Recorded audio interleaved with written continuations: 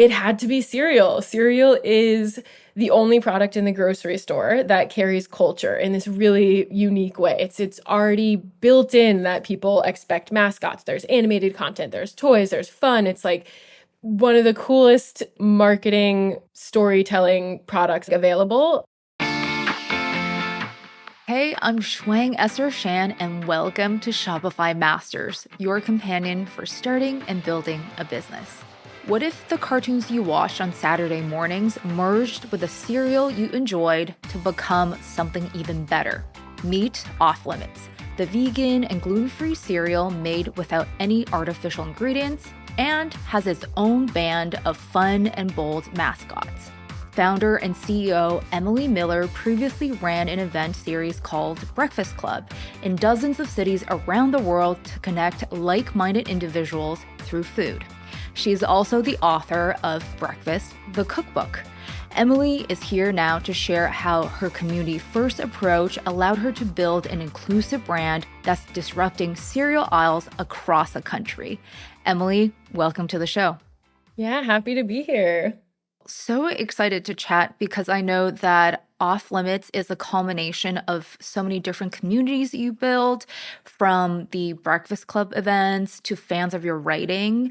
Can you tell us about how these different experiences became the building blocks and career milestones that eventually led to OffLimits?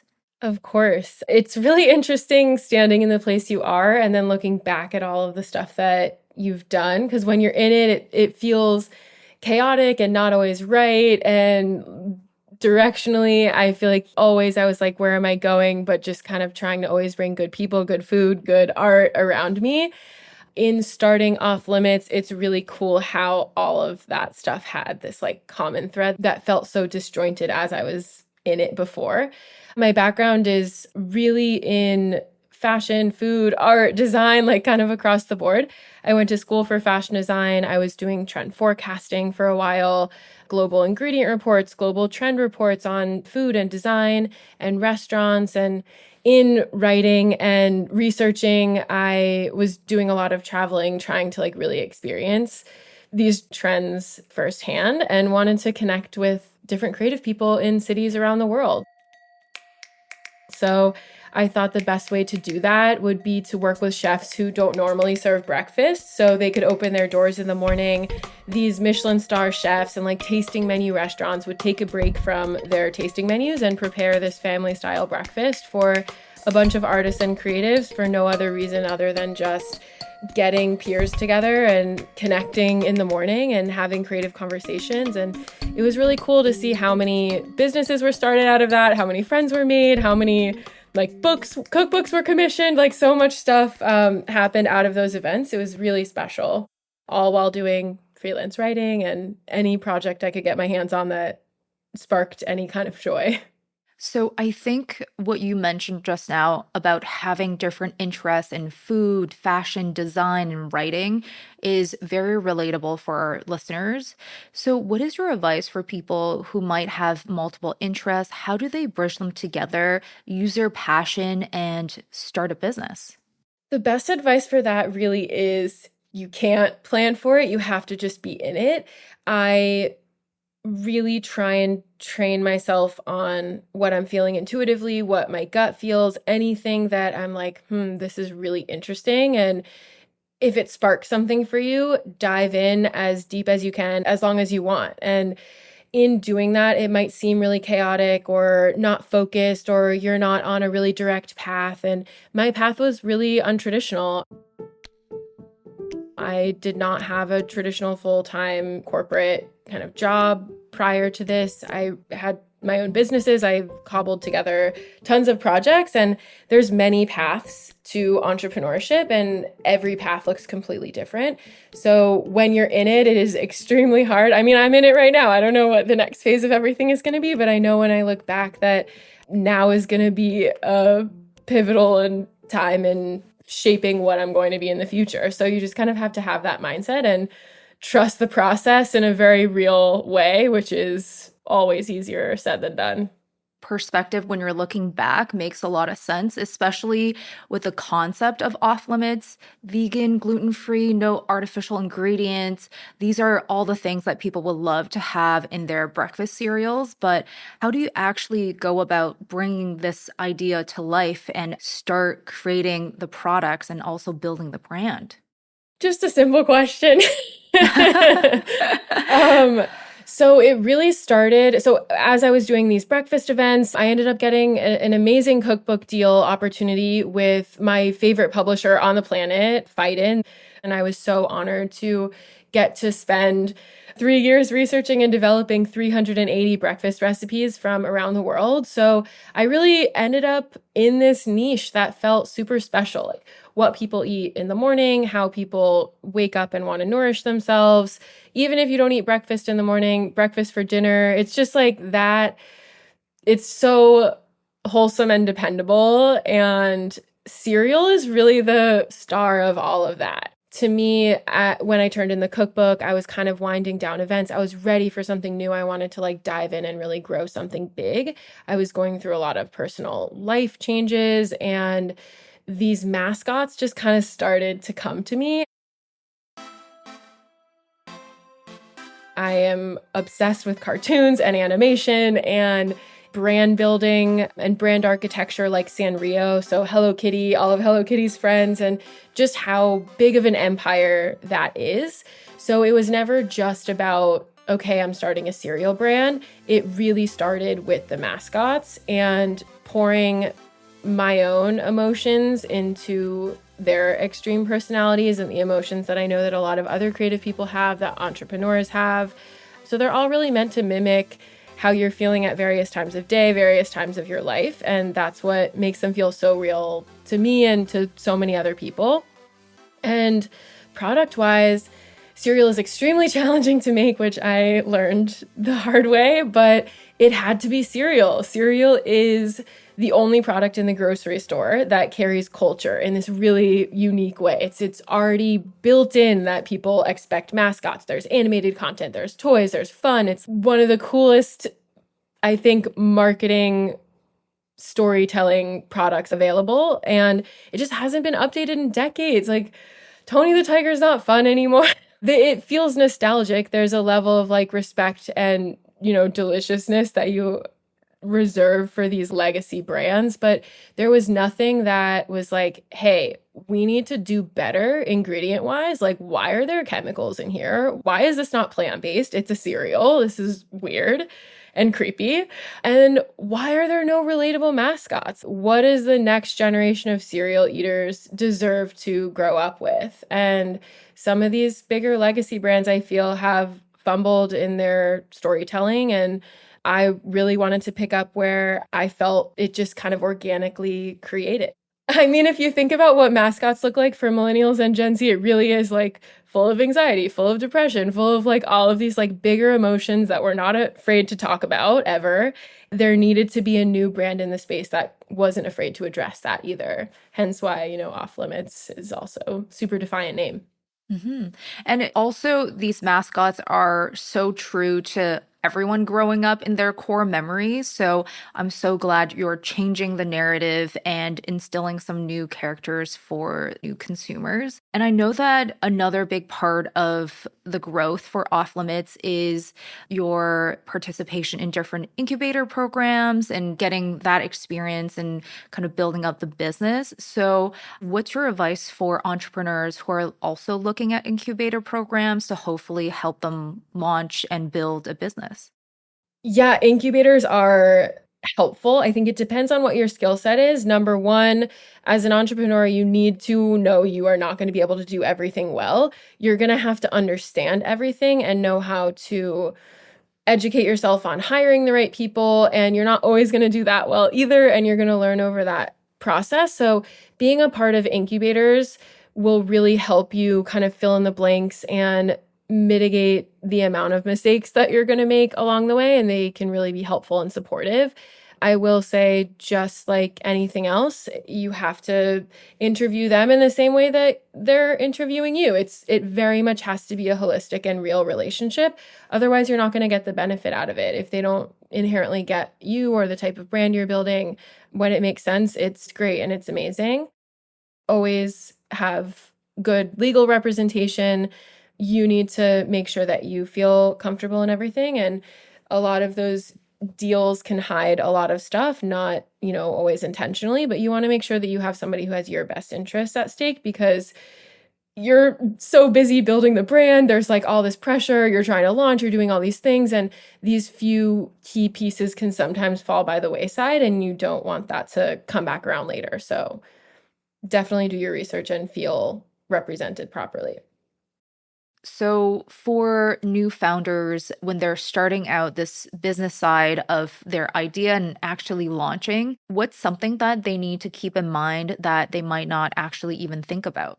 So I learned a few things coming from the creative side of things over the business side, and I think it really set us up for success. Number one is I got an amazing lawyer like right off the bat. Never, ever, ever skimp on finding a really good lawyer. And that doesn't need to be like, one of the top firms that's super expensive. It's somebody who really knows what you're doing, especially in the startup space, because they're going to be your confidant. My lawyer is a really expensive therapist to me sometimes, but he has got me out of so many situations. And you just need to be with somebody who you really trust. So he set up making sure all the mascots, all the IP was protected. That's so important. And that's something that unfortunately brands don't always think about because you're really in the weeds on so many other things. But protecting the brand, whether there's mascots or not, just the IP is the major value of what you're building. Yeah. And I think that's so important because, to your point,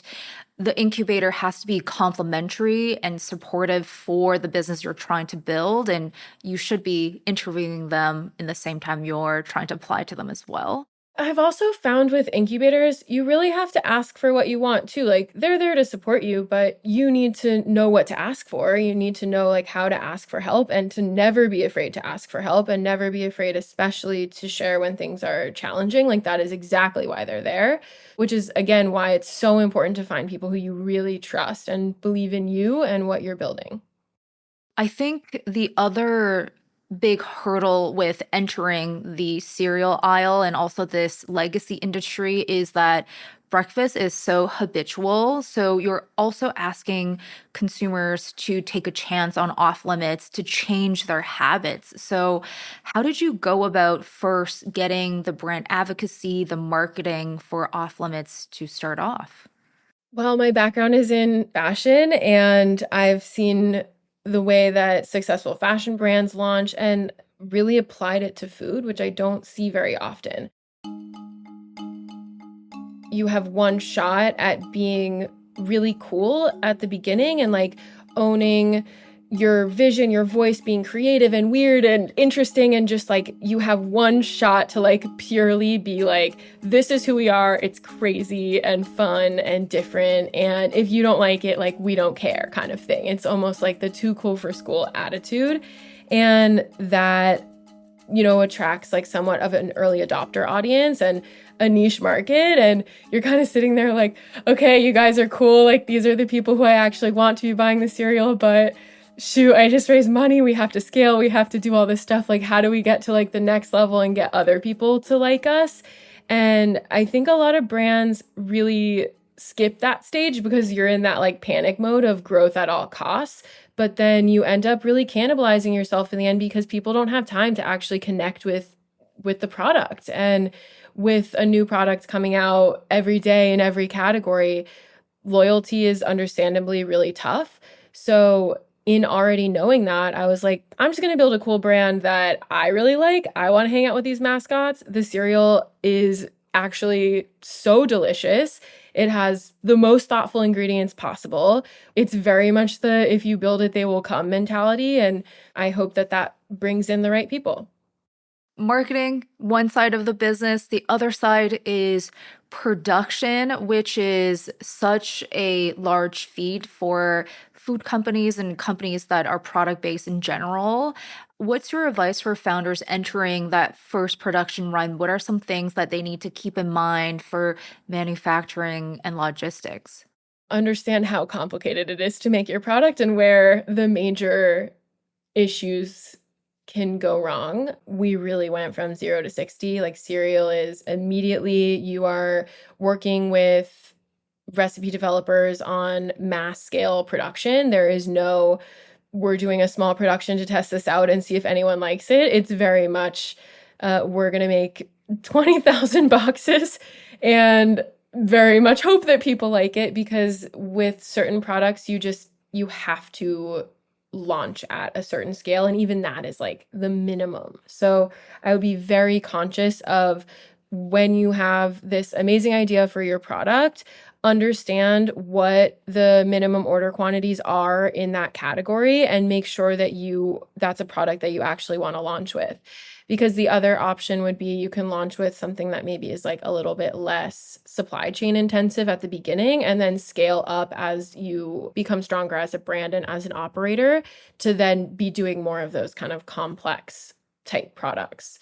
So we launched, during 2020. So we've faced every hurdle under the sun, whether they were in our control or not, while we're still, learning and developing the brand.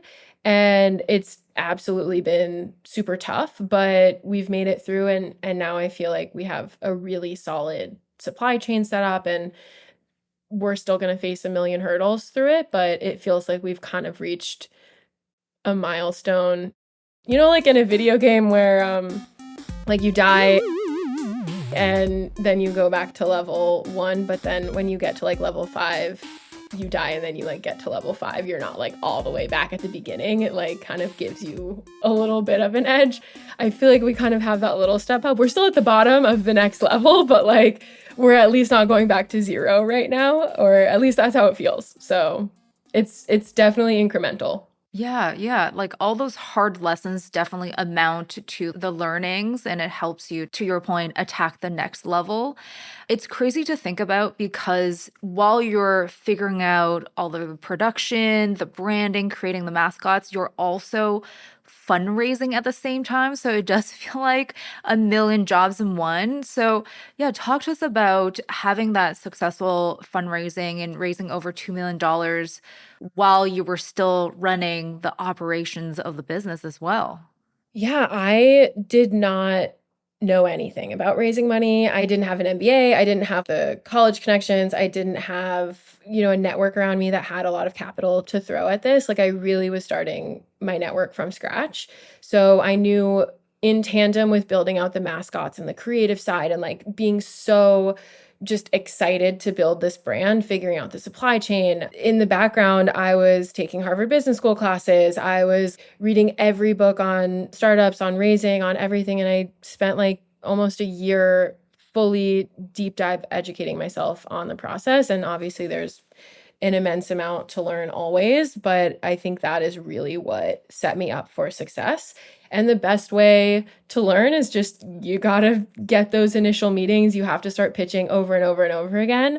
My first round, I had like 300 pitch meetings or something, and maybe like 5 or 6 people like ended up coming in, and that gave us what we needed. So I know people talk about this a lot, but I need to like fully write it home in that, especially as a solo founder, when you are raising, it is a majority of your job and your time and everything, but you are still expected to fully run the business, which is why pre-launch, it's the best time ever because you're not like against any timeline. You can really kind of push things and move things around and really like set up your organizational structure in a way that will set you up for success long term. Thank you for all of the really candid learnings and practical advice.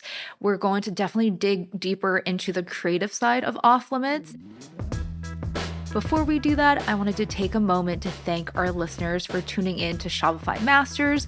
The best way to support the show is to follow wherever you're listening now and make sure to leave us a review or share this episode with a friend. Thank you so much.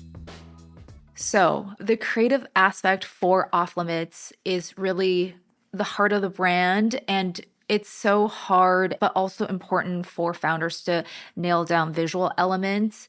What's your advice there for someone who's not experienced in the creative world to actually think about when they're trying to visualize a brand or have things in mind when they're trying to develop with a partner those essential brand elements?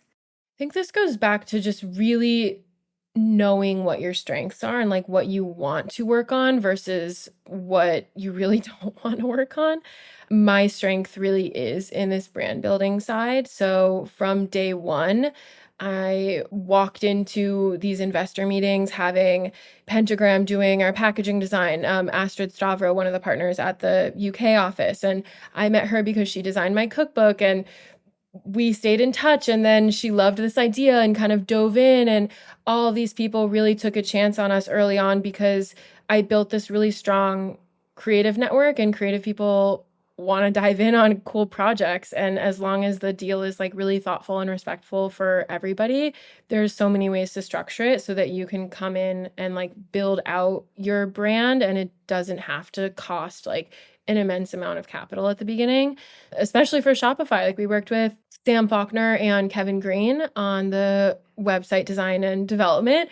And I mean, they had like a full scope of like how crazy the mascots were. I have like full briefs on them.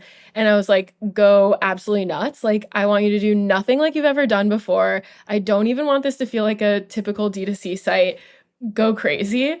And it was fun for everybody to work on. And then we came out with this like, wacky, like totally new type of way that brands can have their websites represented. It doesn't always have to be so transactional and like sales focused. And I'm very much more focused on play and kind of creating like a fan page, because that is to a certain extent what it feels like.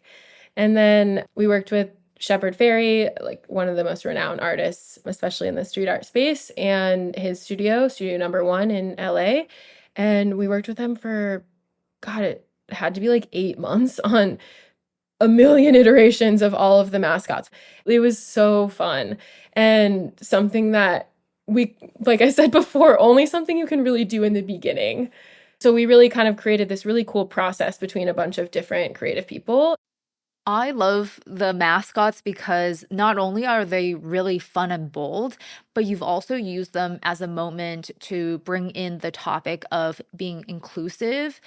Talk to us why that design element was so important. This kind of goes back to just being genuine about what you're building.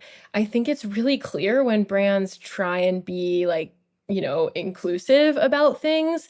And we launched the first ever female cereal mascot, which I'm so proud of, but also like appalled by that we were the ones that had to do that over so many decades of cereal existing.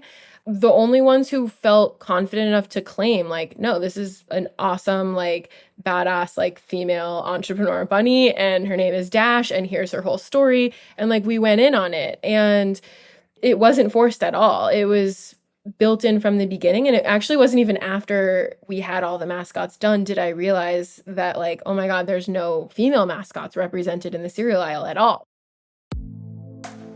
It really was like built in from the beginning, and then we realized this thing after, and I'm like, oh wow, we have to like really talk about this because that's not cool. And I hope that we can inspire other brands too to own that in other categories.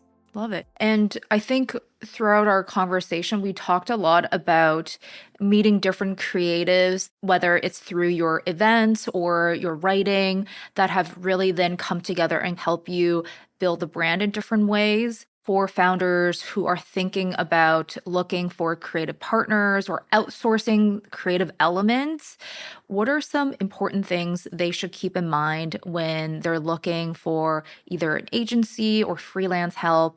My advice would be try and be different. Like, there's nothing wrong with working, like, agencies are amazing. Like, I've worked with quite a few agencies, but I'd say if it's a CPG agency, even though they will bring like freshness and diversity to like the brand that you're building, they're an agency because there's a common thread in their design. And I think that there's strength in that when you're building a CPG company, but it just depends on the type of brand you build. If you're really trying to be an outlier and like forge a new path in the design and in the product category, then I would say it's going to take a little bit longer. You have to find someone who really connects with your brand. And even for bits and pieces of things, even a different animation studio, Team Legend, like they do the animated versions of our mascots. And when I want like a specific version of a mascot, they do it. And I ask someone else for something else. So I think a lot of brands undervalue creative and underpay for creative. So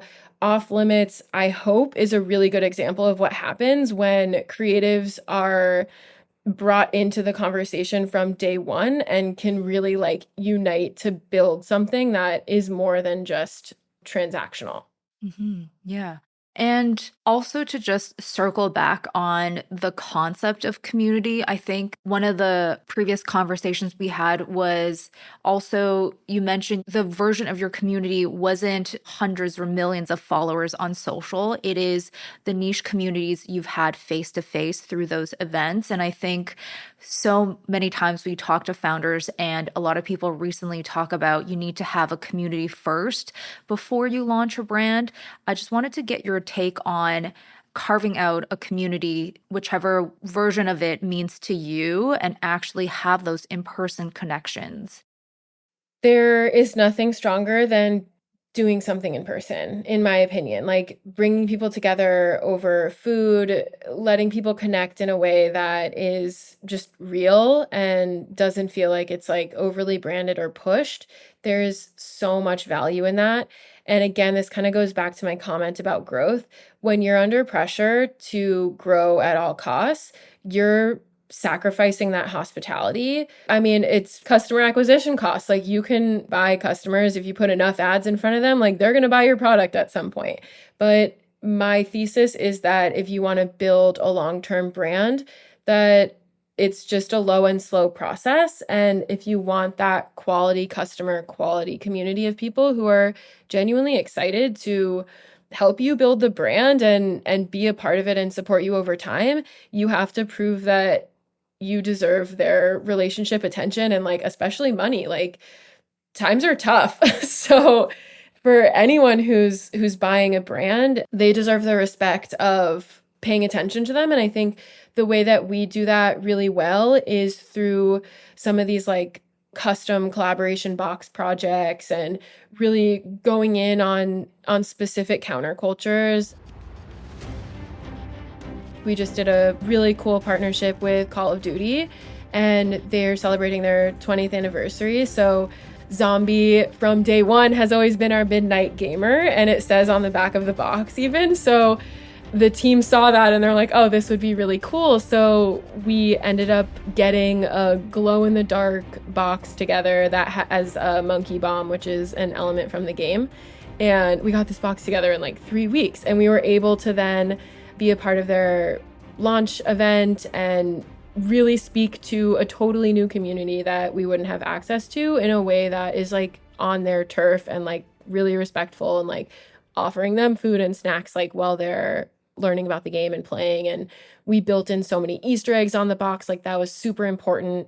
I'm never afraid to like wipe our mascots or our kind of likeness to make room for the community we're actually speaking to. And then, of course, I think you've done so much over just 3 short years with Off Limits. I would love to wrap things up and ask you what's your final piece of advice for founders who are potentially also entering legacy industries where they have to compete with large conglomerates? What would you like to say to them?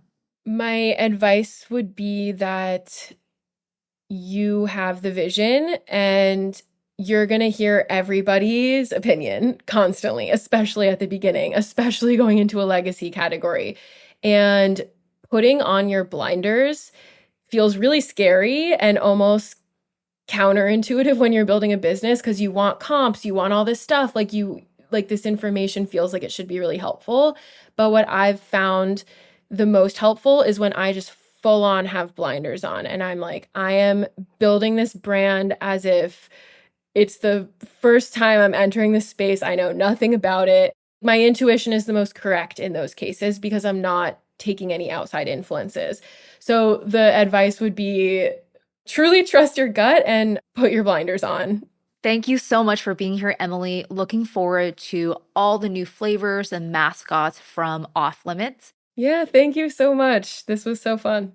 That's Emily Miller, the CEO and founder of OffLimits. Special shout out to our team here at Shopify Masters.